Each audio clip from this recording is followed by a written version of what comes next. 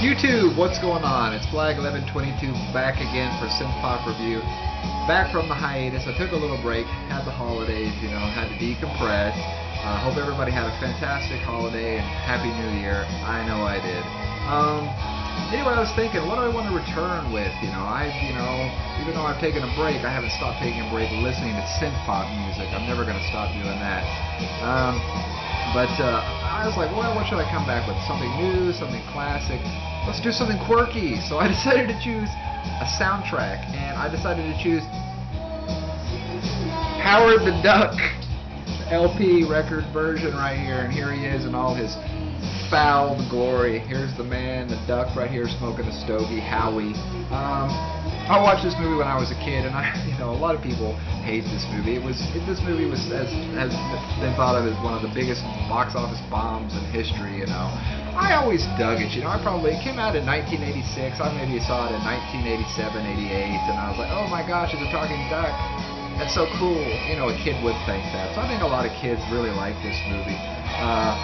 But it's had George Lucas's name on it. It's George Lucas Presents. He was some sort of producer. He's since completely disowned this movie. It wants nothing to do with it. But I always thought it kind of got a bad rap. But even as a kid, I remember I really liked the soundtrack. And this is what you're hearing right now is Hunger City, the first track on side 1.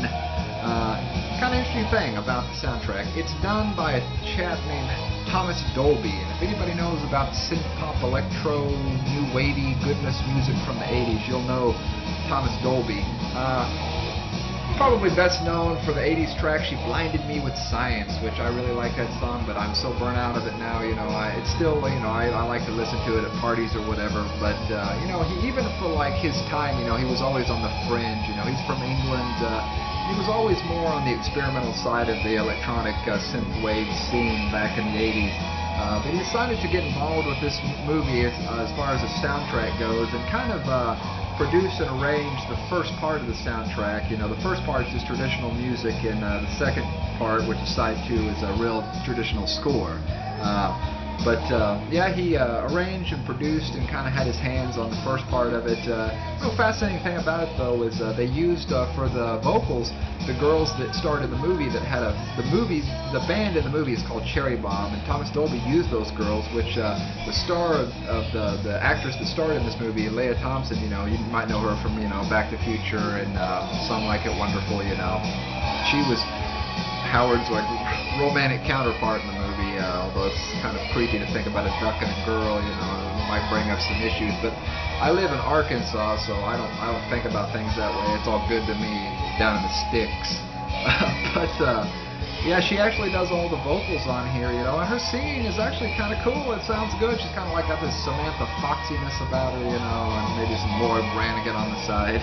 I think we're close to Laura Branigan, but it sounds kind of cool. And her background vocals are the girls that starred with her in the movie. So the background vocals: Holly Robinson, Dominique Davalos, and Liz Sagal.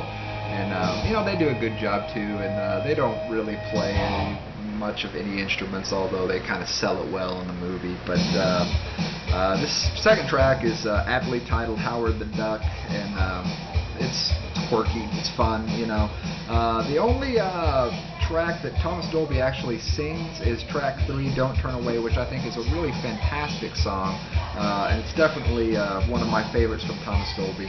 I'm not a massive Dolby fan. I own a lot of his compilation stuff, but I don't own all his LP releases. But it's got 5 tracks on side 1, and side 2 is, like I said before, the traditional musical score, and the musical score is produced by John Barry. He scored things before this and went on to score things after this. And this movie, a lot of people's careers were damaged by this. Not, completely that they didn't work again. Leah Thompson went on to have a very successful career after this, especially in television, and she started. John Hughes produced Some Kind of Wonderful, which is one of my favorite movies from the 80s. So it didn't kill her, but it is what it is. It's a guilty pleasure for me. I like to watch this once or twice a year. I bought the DVD a couple years ago. The kind of interesting thing about this record right here is it's really kind of out of production or out of print, however you want to say it. I bought it years ago at used record store for $5, and now I'm so happy I did, because it's like used online now. It's $30 to brand new, and brand new copies like 100, 150 bucks. So I got lucky. So if you can find it, swoop it up. I don't think it was ever released on compact disc in America. I could be wrong on that, but you can find like UK editions, stuff like that. But maybe not even UK editions. I know there's a German edition though. You can't burn this or download this on Amazon or iTunes. They just don't have it. They need to put it on there, because it deserves it. You know, it's weird, wild, and wonderful, and I really like it. You know, it's not for everybody, and it's kind of a quirky thing, you know, choice for a synth pop review. But sometimes I like to dig deep and find the weird stuff. You know what I'm saying? So if you haven't heard the soundtrack, you can hear it on YouTube. I know they put it up on YouTube. You can hear all the tracks on there. But I just think it's a really, you know, very kind of interesting sounding 80s soundtrack, you know.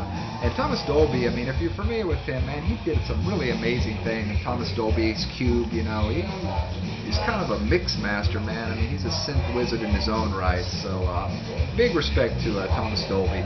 This release right here is kind of quirky.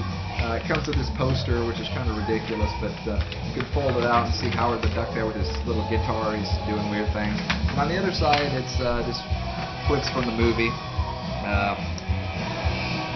80s goodness. Leah Thompson there with her nice little teased hairdo, very 80s hairdo there, looking like Jim from the 80s cartoon. Anyway, that's all from you guys and gals. Synth pop community's growing community. Thanks for all my new subscribers. I really appreciate it. I love this channel. I love talking about the music.